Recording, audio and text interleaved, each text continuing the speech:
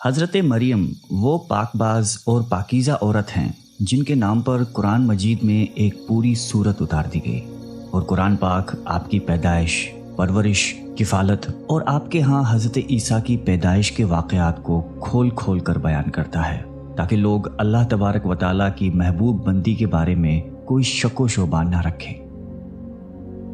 حضرت مریم علیہ السلام حضرت داؤد علیہ السلام کی نسل سے تعلق رکھتی ہیں۔ آپ کے والد محترم اس دور میں بنی اسرائیل کے امام نماز تھے اور آپ کی والدہ محترمہ بھی عابدہ اور زاہدہ خاتون تھیں۔ اس دور میں اللہ تعالیٰ نے بنی اسرائیل پر حضرت زکریا علیہ السلام کو مبعوث فرمایا تھا۔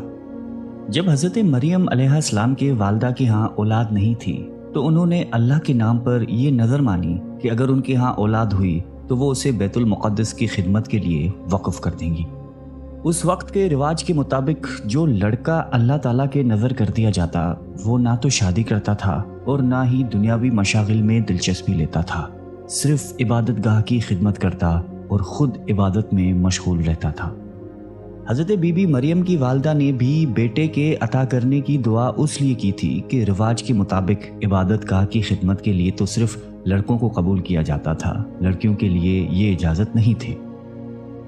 چنانچہ بیٹے کی جگہ جب بیٹی پیدا ہوئی تو ماں کو یہ فکر ہو گئی کہ اس کی نظر قبول نہیں ہوگی، کیونکہ دستور کے مطابق لڑکی نظر کرنے کی ممانعت تھی۔ اسی کشمکش میں اللہ تعالیٰ سے یہ دعا کی کہ اے رب، میں نے تو لڑکے کی درخواست کی تھی، لیکن جو اللہ تعالیٰ کی ذات بابرکت کا علم ہے وہاں تک انسانی سوچ کیسے پہنچ سکتی ہے؟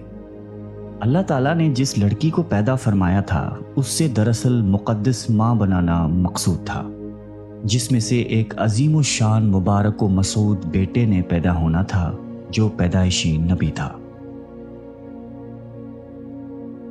بہرحال حضرت مریم کی پیدائش ہو جاتی ہے اور مدت رضاعت ختم ہوتی ہے تو آپ علیہ السلام کی والدہ محترمہ آپ کو بیت المقدس لے جاتی ہیں تاکہ مجاوروں کے سپرد کر کے اپنی منت پوری کریں۔ وہاں مجاور جھگڑنے لگتے ہیں، ہر کوئی یہ چاہ رکھتا ہے کہ حضرت مریم کی کفالت اس کے سپرد کی جائے۔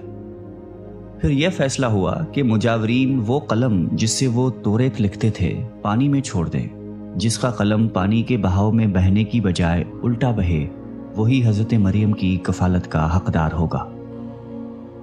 اس مقابلے میں حضرت زکریا بھی شامل تھے۔ ان کے قلم کو اللہ تعالیٰ نے پانی میں بہاؤ کے الٹے طرف بہایا اور ان کی پرورش کے حقدار ہو گئے، اور بی بی مریم کو اللہ کی منشا کے مطابق حضرت زکریا کی کفالت میں دے دیا گیا۔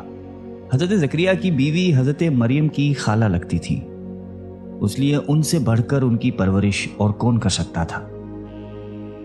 اسی طرح حضرت مریم بیت المقدس میں رہائش پذیر ہو گئی۔ آپ کے لیے ایک کمرہ مخصوص کر دیا گیا جہاں حضرت زکریا کے علاوہ اور کوئی نہیں جا سکتا تھا۔ آپ دن رات اللہ تعالیٰ کی عبادت میں مشغول رہتی تھیں۔ جب بھی حضرت زکریا آپ کے پاس آتے تو وہ حیران ہوتے کیونکہ آپ کے پاس بے موسم پھل موجود ہوتے تھے۔ گرمیوں کے پھل سردیوں کے موسم میں اور سردیوں کے پھل گرمیوں کے موسم میں آپ کے حجرے میں موجود ہوتے تھے۔ حضرت زکریا کی حیرت بجا تھی، تبھی حضرت مریم سے پوچھا کہ یہ پھل کہاں سے آتے ہیں، کون دے کر جاتا ہے آپ کو؟ حضرت مریم پرسکون ہو کر فرماتی ہیں کہ اللہ کے پاس سے۔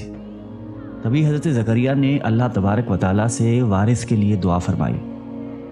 آپ کی بیوی کے بانجھ ہونے کے باوجود معجزۂ خداوندی سے آپ کے یہاں حضرت یحییٰ کی ولادت ہوئی۔ حضرت مریم کی عظمت اور فضیلت کو رب کریم نے بار بار قرآن مجید میں فرمایا ہے اور اپنی مومنہ بندی کی پاکیزگی اور پاک دامنی کا اعلان کیا ہے۔ حضرت بی بی مریم کی عمر جب تقریباً 15 سال ہوئی تو ایک فرشتہ خوبصورت نوجوان مرد کی شکل میں نمودار ہوا، جسے علیحدگی میں دیکھ کر حضرت مریم خوفزدہ ہوئیں اور وہ اپنی عصمت کی حفاظت کے لیے فکر مند ہو گئیں۔ گو کہ فرشتے کے چہرے پر تقویٰ کے آثار نمایاں تھے، تاہم بی بی نے اپنی عصمت کی حفاظت کے لیے خود کو اللہ کی پناہ میں دے دیا۔ یہ ایک عفت اور پاک بازی کا ایک طرح کا امتحان تھا جو اللہ کے خاص بندوں پر اکثر ہوتا ہے۔ آپ نے اس شخص سے کہا کہ وہ وہاں سے چلا جائے۔ ان کی پریشانی دیکھ کر نوجوان نے کہا کہ گھبرانے کی ضرورت نہیں، میں انسان نہیں ہوں، اللہ تعالیٰ کی طرف سے بھیجا ہوا ایک فرشتہ ہوں۔ آنے کی وجہ بتاتے ہوئے فرشتے نے کہا کہ آپ کو ایک پاکیزہ اور مبارک و مسعود بچے کی ولادت کی خوشخبری دینے آیا ہوں۔ حضرت مریم کو انتہائی تعجب ہوا۔ وہ بولی کہ یہ کیسے ممکن ہے، کیونکہ وہ شادی شدہ نہیں تھی۔ فرشتے نے کہا کہ اس سے پہلے اللہ تعالیٰ حضرت آدم علیہ السلام کو ماں اور باپ دونوں کے بغیر پیدا فرما چکا ہے، اور حضرت حوا علیہ السلام کو صرف مرد کے وجود سے پیدا فرمایا گیا۔ حضرت مریم جب حاملہ ہوئیں تو ایک دور جگہ چلی گئیں۔ اس بارے میں ایک قصہ کئی بزرگوں نے ذکر کیا ہے کہ جب آپ کا حمل ظاہر ہوا تو سب سے پہلے بنی اسرائیل کے عابد اور زاہد شخص وہب بن منبع، جو آپ کے خالہ داد بھائی تھے، انتہائی تعجب میں پوچھا کہ اے مریم، کیا بیج کے بغیر کھیتی اگ سکتی ہے؟ فرمایا جی ہاں، بتاؤ کس نے پہلی مرتبہ کھیتی کو پیدا کیا؟ پھر پوچھا کہ کیا بغیر مرد کے اولاد ہو سکتی ہے؟ فرمایا کہ جی ہاں، اللہ تعالیٰ نے حضرت آدم کو بغیر ماں باپ کے پیدا فرمایا۔ پھر کہا کہ اچھا اپنی خبر دو۔ حضرت مریم نے فرمایا کہ اللہ تعالیٰ نے مجھے خوشخبری دی ہے اپنی طرف سے ایک نشانی، جس کا نام مسیح عیسیٰ بن مریم ہوگا، دنیا اور آخرت میں صاحب مرتبہ ہوگا اور لوگوں سے بچپن اور بڑھاپے میں کلام کرے گا۔ محمد بن اسحاق فرماتے ہیں کہ جب حضرت مریم کے حاملہ ہونے کی خبر بنی اسرائیل میں عام ہو گئی تو بہت سے افراد نے حضرت زکریا کے گھر آنا جانا بند کر دیا اور آپ پر الزامات اور بہتان لگانے لگے۔ حضرت مریم نے لوگوں سے علیحدگی اختیار کر لی اور دور تنہائی میں چلی گئی۔ جب حمل کا درد شروع ہوا تو آپ نے ایک درخت کا سہارا لیا اور ان کے نیچے بیٹھ گئی۔ درد سے بے چین اور بدنامی کا خیال، آخر گھبرا کر کہنے لگی کہ کاش میں پہلے ہی مر گئی ہوتی اور بھولی بسری ہو گئی ہوتی۔ بے سر و سامانی کی اس مشکل وقت میں اللہ تعالیٰ نے حضرت مریم کے قدموں کے قریب ایک نہر جاری کر دی اور ندا آئی کہ پانی پیو اور کھجور کھاؤ تاکہ جسم کو قوت پہنچے اور پھر اپنی اولاد کو دیکھ کر آنکھوں کو ٹھنڈک پہنچاؤ۔ اسلام آنے سے پہلے بولنے کا روزہ رکھنا عبادت میں داخل ہوتا تھا، یعنی صبح سے رات تک کسی سے بات نہ کرتے۔ بعد میں یہ حکم منسوخ ہو گیا، لہٰذا حضرت مریم کی پریشانی دور کرنے کے لیے کہا گیا تھا کہ تم سے کوئی شخص اس بچے کے بارے میں پوچھے تو اشارے سے کہہ دینا کہ میں نے چپ کا روزہ رکھا ہے۔ جب حضرت مریم کو کچھ تسلی ہوئی اور حضرت عیسیٰ علیہ السلام پیدا ہوئے، پھر آپ اپنے بیٹے کو قوم کے پاس لے آئیں۔ قوم کے لوگ آپ کے گود میں بچہ دیکھ کر غضبناک ہو گئے اور آپ کی عبادت گزار اور پاکیزہ خاندان کا حوالہ دیتے ہوئے آپ سے بدگمان ہوئے اور الزام لگانا شروع کر دیا۔ جب حالات بہت تنگ ہو گئے اور سوچ سمجھ کے دروازے بھی بند ہو گئے، صرف توکل کا مدار اللہ کی ذات ہی رہ گئی، تب حضرت مریم نے بچے کی طرف اشارہ کرتے ہوئے کہا کہ اس بچے سے بات کر لو، تمہارے سارے سوال کے جواب یہ بچہ دے گا۔ سرکش لوگوں نے کہا کہ بھلا یہ دودھ پیتا بچہ ہمارے سوالوں کے جواب کیسے دے گا، ہم کیوں کریں اس سے گفتگو؟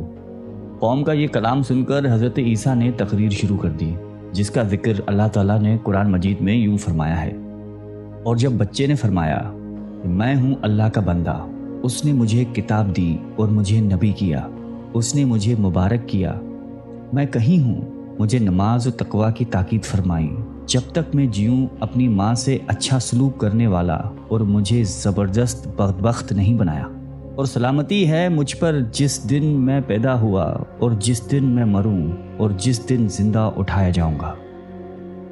حضرت عیسیٰ علیہ السلام کی زندگی کے متعلق اسرائیلی روایات میں بے شمار واقعات موجود ہیں۔ ان میں سے ایک انجیل میں ہے جو حضرت وہب بن منبع سے مقتول ہے۔ حضرت عیسیٰ کی ولادت کے شب فارس کے بادشاہ نے آسمان پر ایک نیک ستارہ روشن دیکھا۔ نجومیوں سے دریافت کیا تو بتایا گیا کہ اس ستارے کا طلوع کسی عظیم الشان ہستی کی پیدائش کی خبر دیتا ہے جو ملک شام میں پیدا ہوئی ہے۔ بادشاہ نے خوشبوؤں کے عمدہ تحفے دے کر ایک وفد کو ملک شام روانہ کیا۔ ملک شام پہنچ کر وفد نے یہودیوں کے بادشاہ سے تمام حالات دریافت کرنا چاہے۔ وفد کے زبانی واقعہ سن کر بادشاہ گھبرایا اور پھر وفد کو اجازت دے دی کہ وہ بچے کے متعلق معلومات حاصل کر لیں۔ بارسیوں کے اس وفد نے بیت المقدس پہنچ کر حضرت عیسیٰ کو دیکھا، رو سجدہ تعظیم کیا اور چند روز وہاں قیام کیا۔ اسی دوران اس وفد کے بعض آدمیوں نے خواب میں اپنے بادشاہ کو اس بچے کا دشمن دیکھا۔ ان لوگوں نے حضرت مریم کو اپنا خواب سنایا اور مشورہ دیا کہ اس بچے کو کسی محفوظ جگہ لے جائیں۔ اس کے بعد حضرت مریم حضرت عیسیٰ کو لے کر مصر چلی گئی۔ جب حضرت عیسیٰ کی عمر مبارک 13 سال ہوئی تو بیت المقدس واپس آ گئی۔ بخاری شریف میں حضرت عبادہ بن صامت رضی اللہ تعالی عنہ سے مروی ہے کہ رسول اللہ صلی اللہ علیہ وآلہ وسلم نے فرمایا کہ جس نے گواہی دی کہ اللہ کے سوا کوئی معبود نہیں، وہ اکیلا ہے، اس کا کوئی شریک نہیں، اور محمد صلی اللہ علیہ وآلہ وسلم اللہ کے بندے اور اس کے رسول ہیں، اور عیسیٰ اللہ کے بندے اور رسول ہیں جن کو اللہ نے مریم کی گود میں ڈالا اور اس کی روح ہیں، اور جنت حق اور جہنم حق ہے، تو اللہ تعالیٰ اس کو جنت میں ضرور داخل فرمائیں گے، چاہے وہ جیسے بھی عمل لے کر آئے۔ اللہ تعالیٰ ہم سب کو قلب سلیم عطا فرمائے اور قرآن اور حدیث پہ چلنے کی توفیق عطا فرمائے۔